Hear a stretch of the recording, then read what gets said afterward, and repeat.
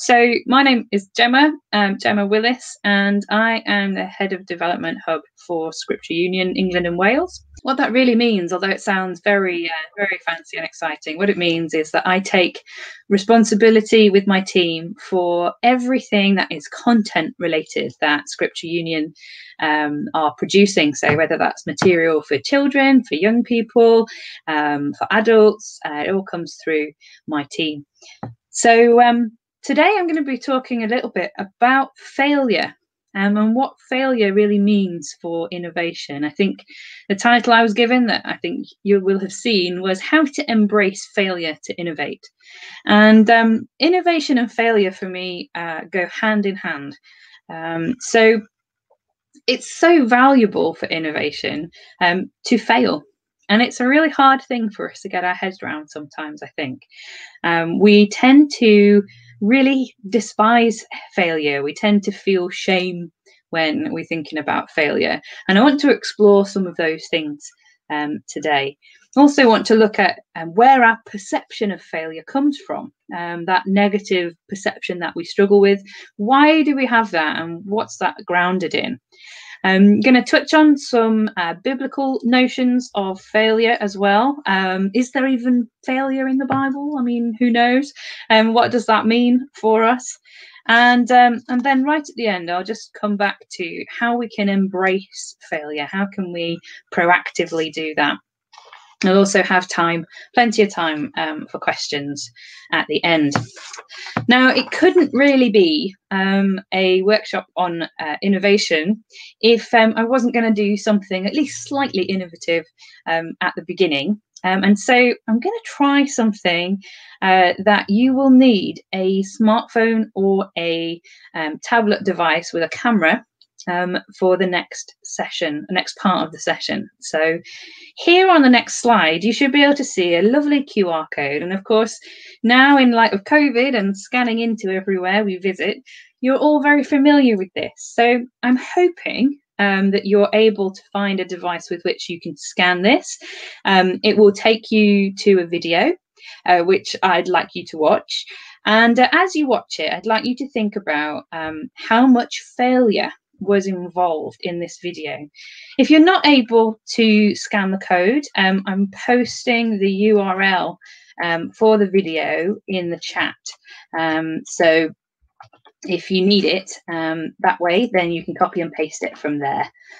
So here it comes now. And if you can't do that, if you're not able to watch the video or scan the code, go grab a drink for 2 minutes and then come back and join us. So I'm just going to give you literally 2 minutes from now to make the most of enjoying that video. Okay, we should be just about there, I think. So as you come towards the end, of course, this kind of video, this kind of incredible, very well staged and rehearsed production requires an enormous amount of failure to be successful. I can't even begin to imagine. I did have a look online to see if I could find out how long it took these guys to make this video, but actually couldn't find very much information on that. But people who've done similar things have spent months perfecting each stage of the video, and then to have it all in one go and it all flow in one shot, even, that's just incredible. And in order to make that video a success, and this is a really key thing for today's session, in order to make that video a success, a huge amount of failure was required. And also a huge amount of perseverance and resilience, which are two things that we're going to come on to later on today. So I hope you enjoyed watching that. There are plenty more Rube Goldberg machines videos available online, so they are quite addictive if you're into that kind of thing. So this is a little quote of mine on the screen now that is something I try to keep in mind whenever something fails. And that actually plentiful failure, just like we saw in that video, is the most critical factor for meaningful success. And without that, it's very hard to actually succeed. It sounds so counterintuitive, that we need failure in order to succeed, but we really, really do. This is another little catchphrase of mine, and some of you, I think, who are watching, you already know me, and you'll probably have heard this several times. And it's something that I really try to live by. Particularly in my role with SU, we are very passionate about doing innovative content, things that are new, different, a little bit risky maybe, for the sake of doing things better. And so this idea of dream big, think different, take risks, for me, kind of encapsulates how to do innovation and what the important factors are when you're trying to think innovatively.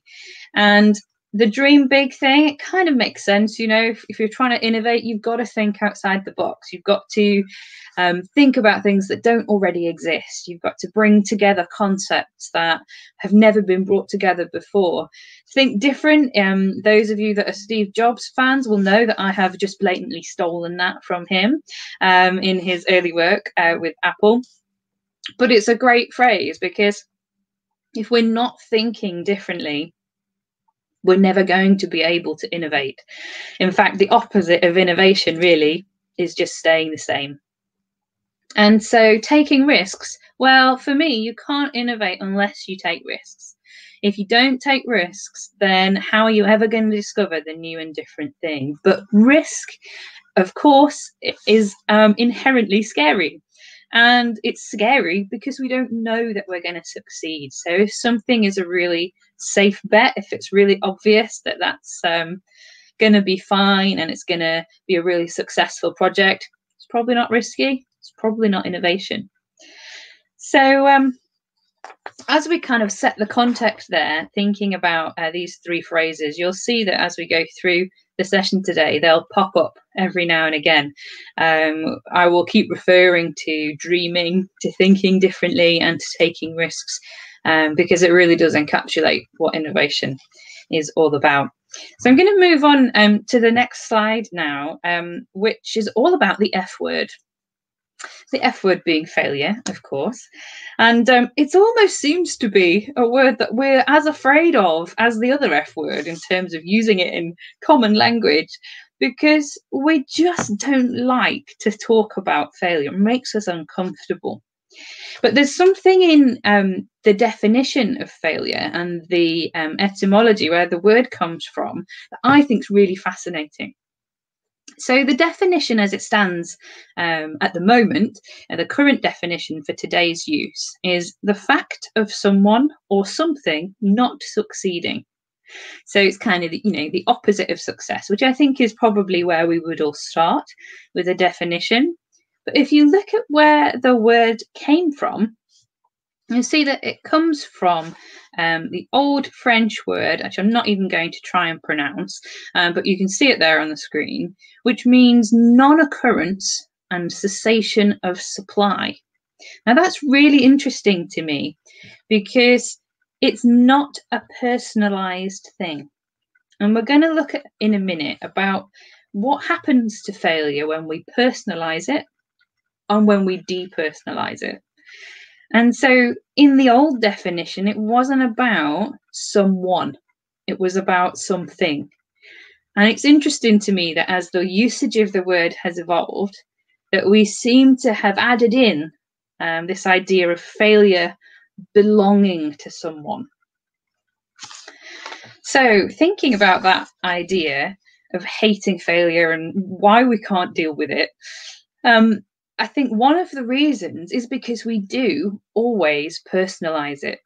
It's very unusual for us to not accept the fault of failure. If we do, we're generally fine at pointing the finger at others.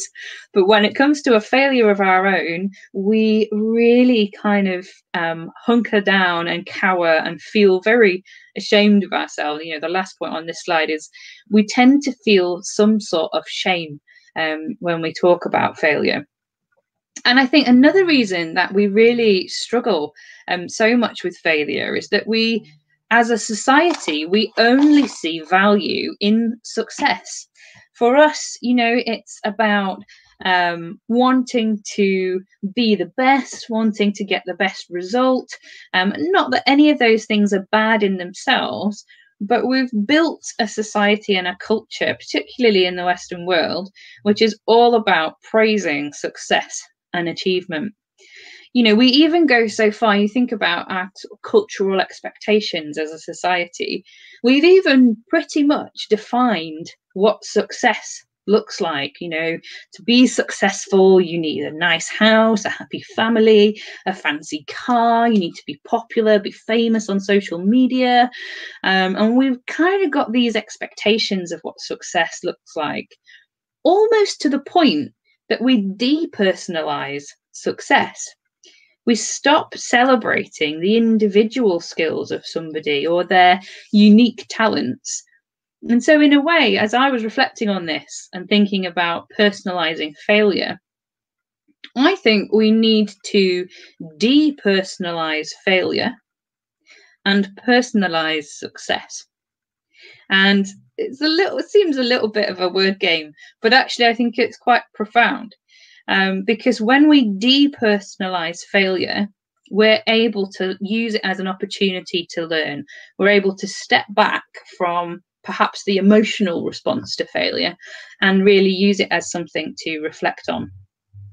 And when we personalize success, then we champion and celebrate someone's unique skills and gifts, which I think is probably what God always intended when he gave us such a range of different skills and gifts. Also, on here, I've said that some people have quite traumatic memories of failure or the consequences of failure. And I think that's probably true for most people. I can remember when I was at school, I can remember getting my GCSE results, which were okay. And, they're kind of middle of the road. And yet I can remember having parents who were so concerned about achievement that I was terrified that I had a B included in my results. And my perception was that though most of my results were A's, I'm not trying to blow my own trumpet here, but because they weren't A stars, they weren't good enough. And that's a mentality, I think, that has stayed with me over time. And I know I'm not the only one who has to wrestle with that kind of thing. And it's just endemic in our society that it's always about being the best, getting the best result. And when that doesn't happen, we can either self-inflict a sense of shame, as I mentioned before, or we fear what will happen to us because we haven't achieved in the way that we've been told we should. And I think somehow we sometimes worry that our reputation will somehow be tarnished if we make our failures visible. We often try to hide them away. I read a really interesting book, which I'll mention later on, about the characteristics of good innovators. And one of them was about making your failures visible, and which I think is a really, again, risky thing to do. You're taking a risk if you're saying this is where it's all gone wrong. And I'll come back to that again a little bit later on. So I said at the beginning that failure is critical to success. But why? Why is it so important to have a good degree of failure if you want to succeed? Well, this little picture here is designed to represent something that I often work with in my role with SU. And we call this concept, we call this the stupid funnel. And the stupid funnel basically means that no idea is too stupid to go in the top of the funnel. And in fact, what we've learned by doing this, by embracing every and any idea, not dismissing anything until it's been through some process of thinking and refining and focusing, we've discovered that by doing that, the things that come out the bottom of the funnel are better for it. So if we tried to get rid of the things that we thought were failures from the outset, they wouldn't have had the opportunity to shape the result. And actually, in doing that, everything that goes in the funnel shapes what comes out of the bottom. And there's always something you can take, even from what seems to be the biggest failure, that can really shape what success looks like. So in a way, failure helps us to have a filtering process. It helps us to remove what's unhelpful and distracting and find what is specifically important to a particular project. Thinking about it another way, it's a little bit like having a stonemason in the room who's working on a new project, and they've just been given this great big ugly hunk of stone that's just been put down there in front of them. And as soon as they see it, they're thinking, I know what that could be. I've got a vision for what that could look like. I've got a big dream of what I can see in this piece of stone. No one else can see it yet. Everyone probably thinks I'm a little bit crazy when I've described this ugly hunk of rock is going to be this wonderful statue, but they've got the big dream and they're holding on to it. And every single time they chip away a little bit of that piece of stone, every piece of stone that they've removed, in a way, it's a failure. It's the unwanted piece. It's the thing that doesn't work, but it's not wasted, because by removing it, by acknowledging it and letting it go, they're revealing something beautiful. And I think sometimes it's hard to hold on to those specific big dreams, especially when even after a lot of work, it still doesn't look like it's close. But if you imagine, again, you know, a stonemason like this who is chipping away, I can't imagine how many numbers of chips that person must have to do to get to the finished result. And in the end, there's always the chance that it might not look like they expected. It might not look like the first dream that they had in their mind. But the chances are that what they discovered in the stone along the way, whether it had some blemishes or maybe a crack or something unexpected, will have been worked into the final piece. So embracing failure, it takes time, and it's a skill to learn to embrace failure. We don't do it naturally. It's something we have to teach ourselves to do. And it definitely takes a massive amount of resilience.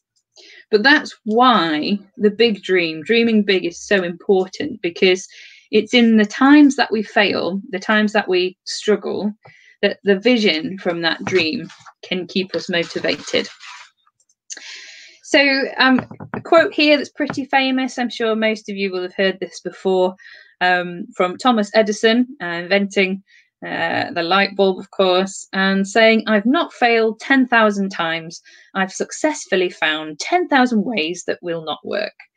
But my question to you today is, if he'd given up after that 10,000th attempt, where would we be now?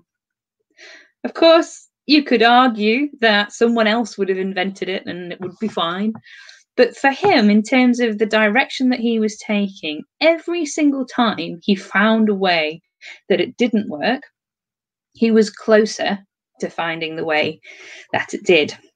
And I'm sure it wasn't well, it might have been, but I don't think it was literally 10,000 times that he tried. There's a bit of hyperbole there.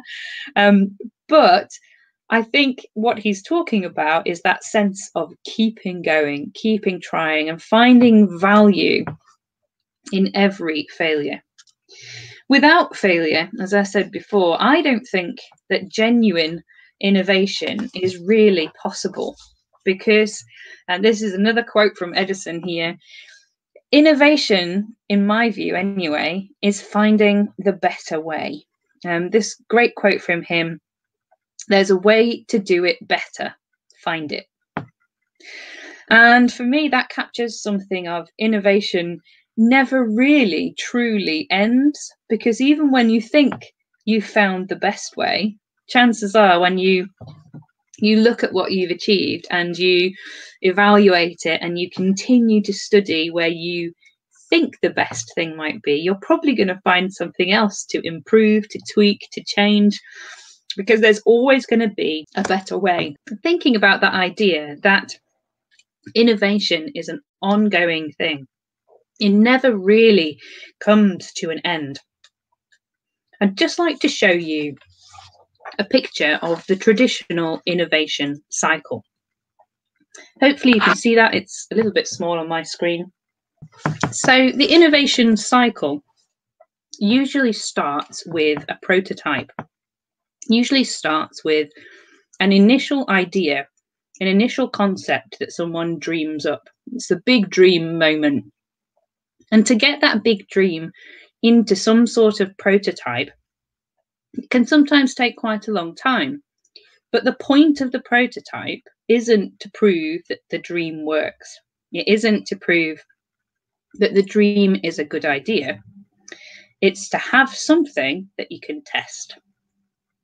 And testing is where taking risks really comes into play. And this is what I was saying before about innovators who share their failures being very, very strong in the field, because they're brave enough and bold enough that they're prepared to risk sharing what potentially, in fact, most likely at a very early stage, is a failure. And probably something that people will frown upon, give negative feedback. But without that, what the prototype is trying to achieve will never come to pass. So when we think about testing, testing is there to help us fail.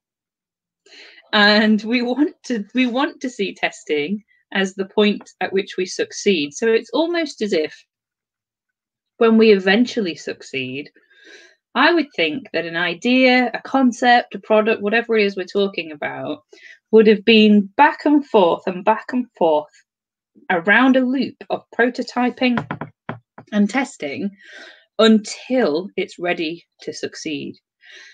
So when an idea or concept or product is developed, it's already in a really, really secure place, and success is so much more likely because we've taken the time to fail through the testing.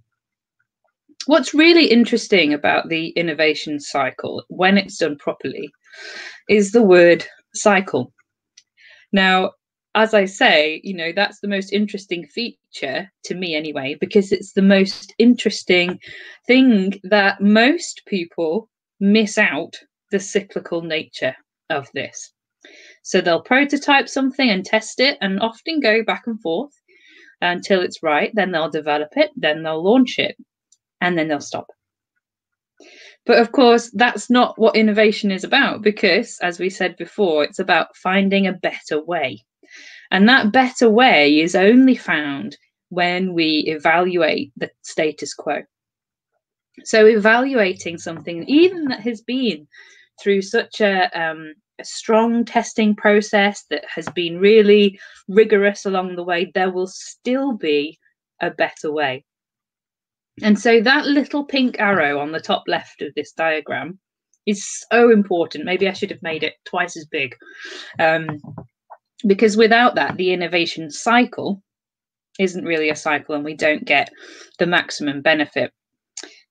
Talking of failure, when I was preparing this presentation, I was thinking about what kind of behaviors, what kind of feelings, what characteristics does the innovation cycle have? And they're listed there on the left of that slide.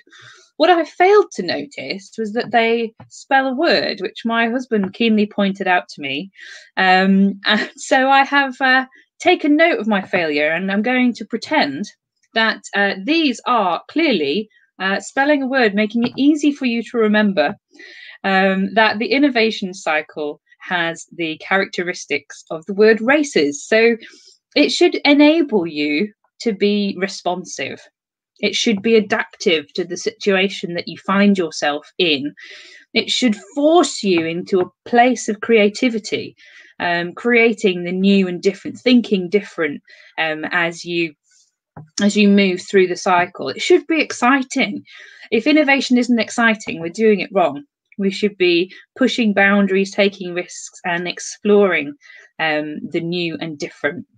And it should be shaping both the idea or concept, but also the people who were involved. Because, as I said at the beginning, when we're able to depersonalize failure, we learn so much more from it because we can step back and reflect. And that really can shape who we are.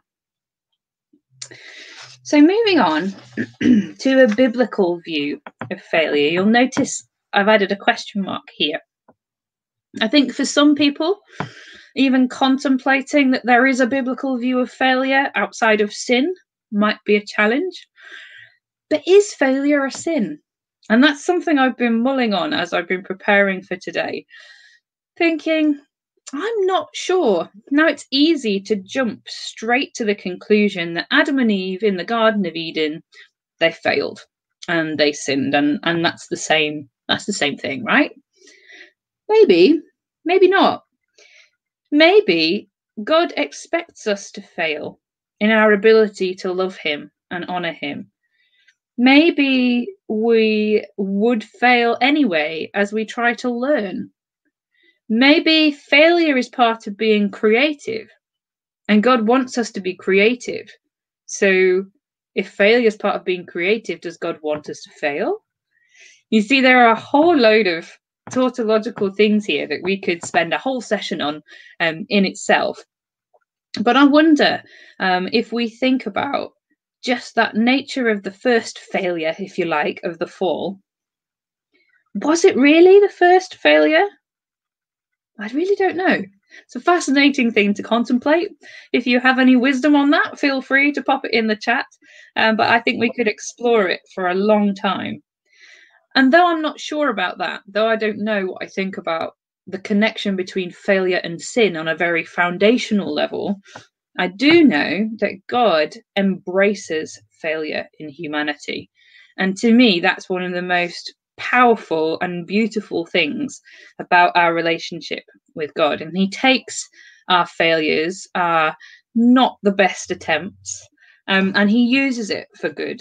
And of course, that very famous verse there included on the slide from Romans, talking about God working all things together for good. And I think, again, there's something reminiscent of what we said earlier about the idea that that if we fail, when we're able to learn from it, we do see good things. And it's a deeply biblical concept, isn't it, actually, that when we're able to step back, we are able to change our perspective. And it's interesting to consider that what we see as failure as humans isn't always what God sees as failure.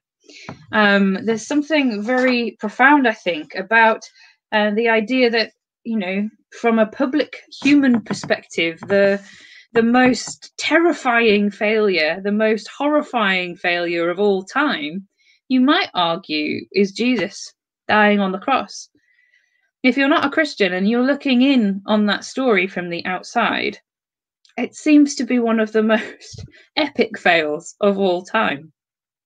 And yet, now we know, as we look in on that story, now we know what happens next. Of course, as Christians, we know it's not at all a failure. And in fact, it's a massive, massive, life-changing, triumphant event.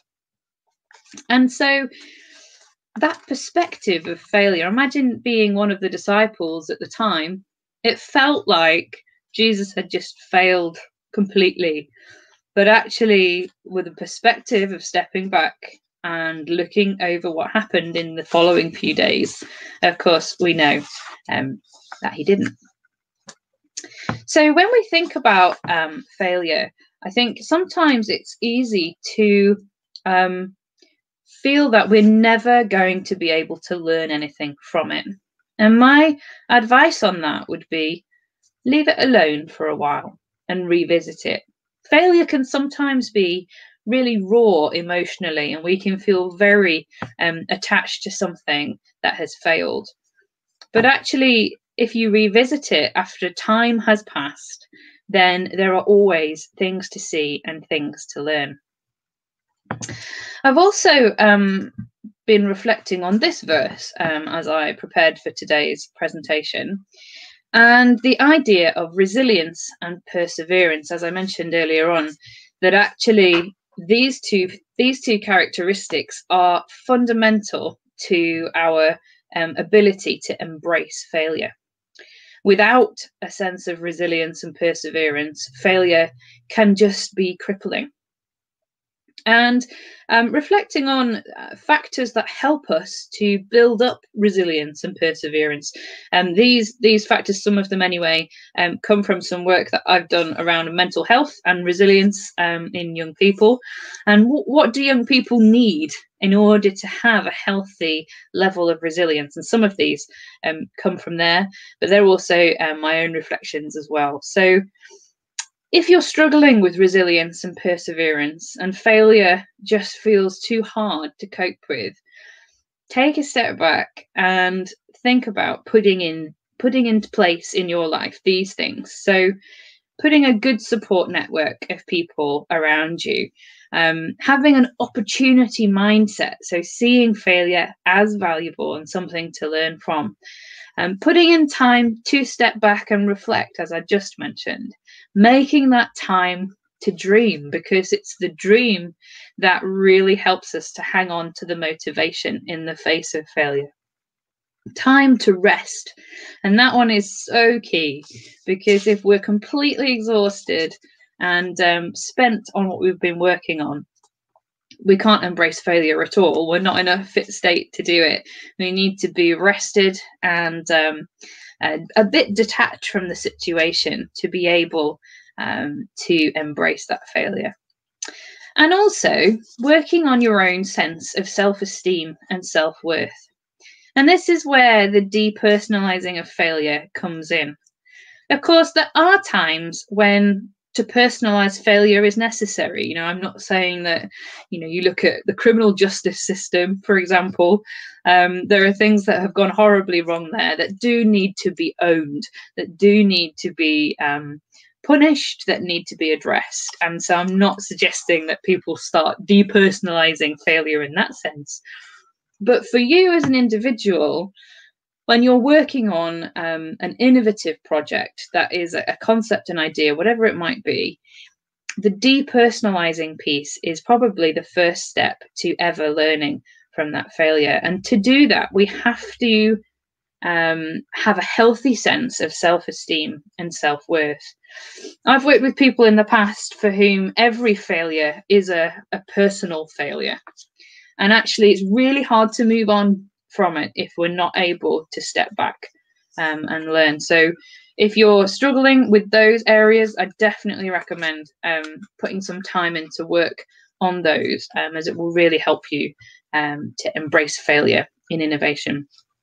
And the same said for good mental health and well-being. If we're not in a good place mentally or physically or even spiritually, in fact, then we will also really struggle to embrace failure. But of course, as Christians, it's all the more imperative to include and rely on our relationship with Jesus in developing all of these things.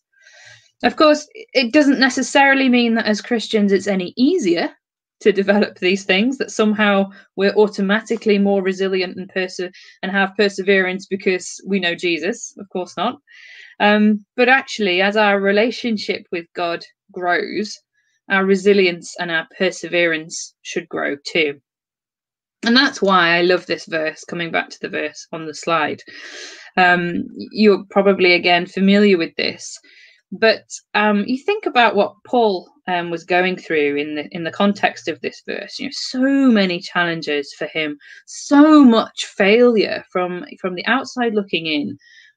Almost if it could go wrong, it did go wrong for Paul. And yet, again, our perspective of stepping back and looking at what's going on, we see massive success. We see massive achievement. And so when you look in to Paul's life and you look at what was going on when he wrote this verse, the fact that he was writing this to others despite what he was going through himself, I think really opens up so much for us in terms of what God has to offer us in the face of real failure and challenge. So just want to read a little bit of that out to you.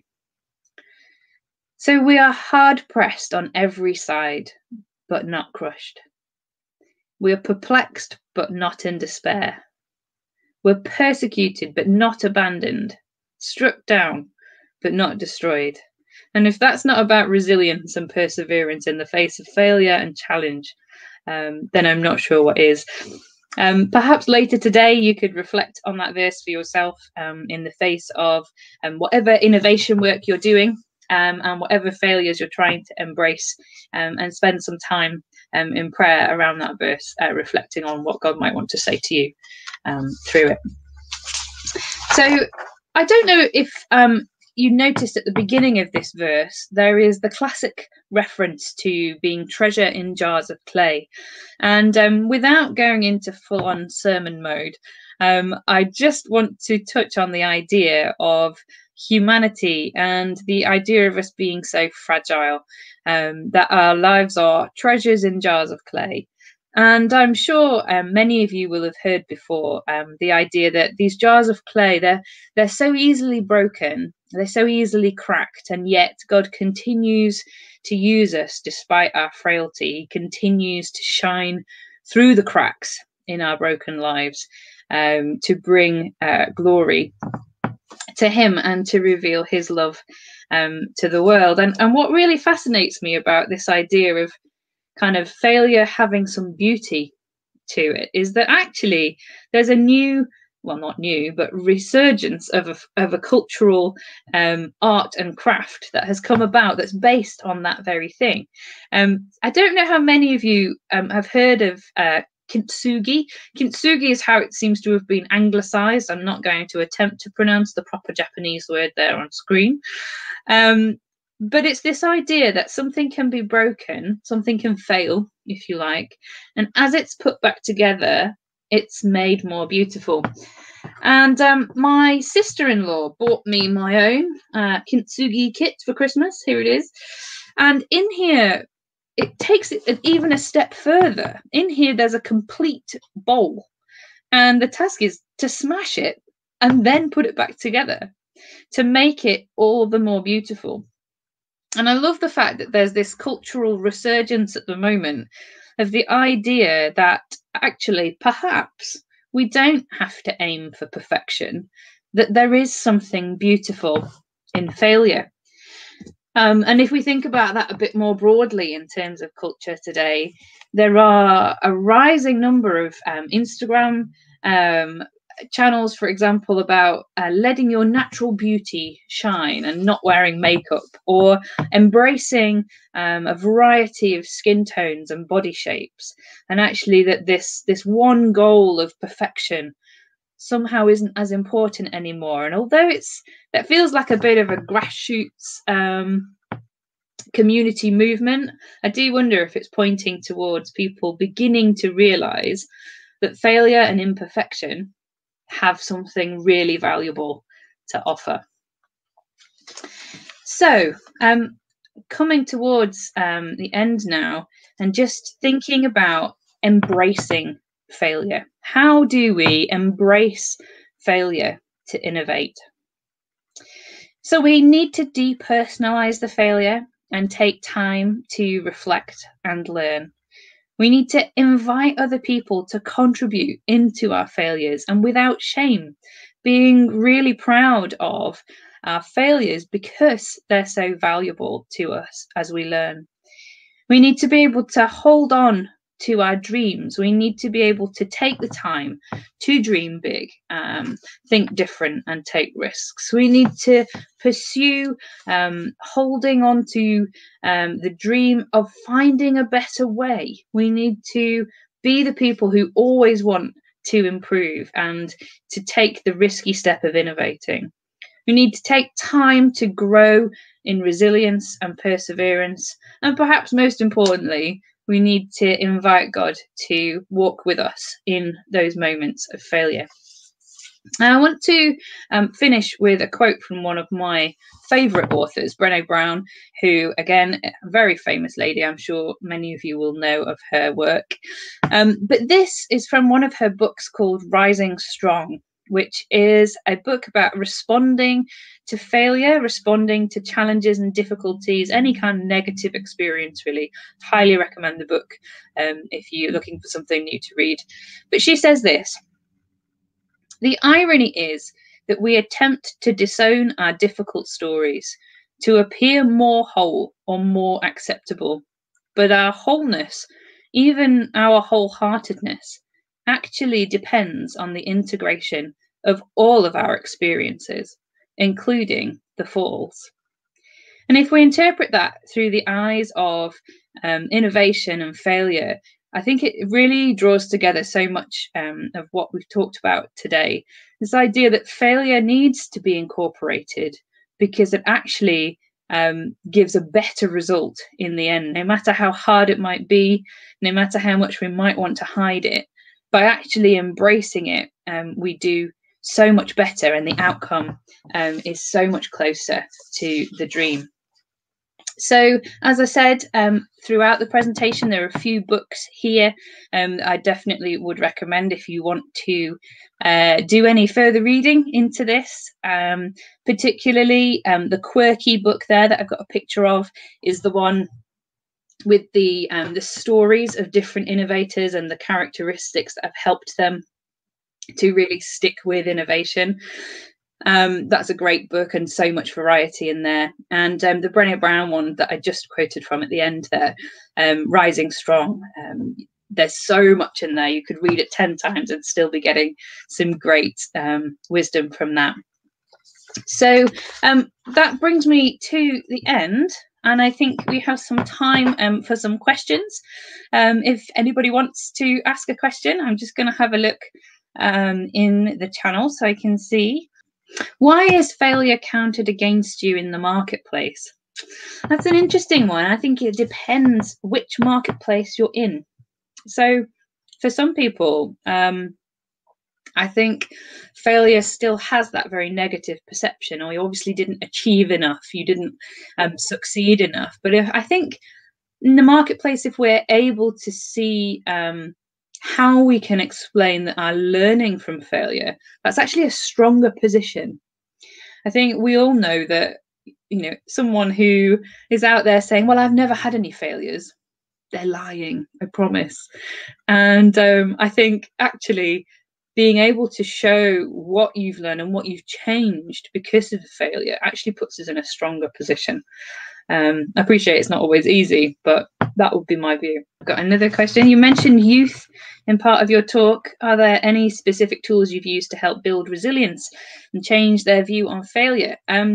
Yes, I would say there are, particularly, and I'm going to do a little plug here. Sorry, guys.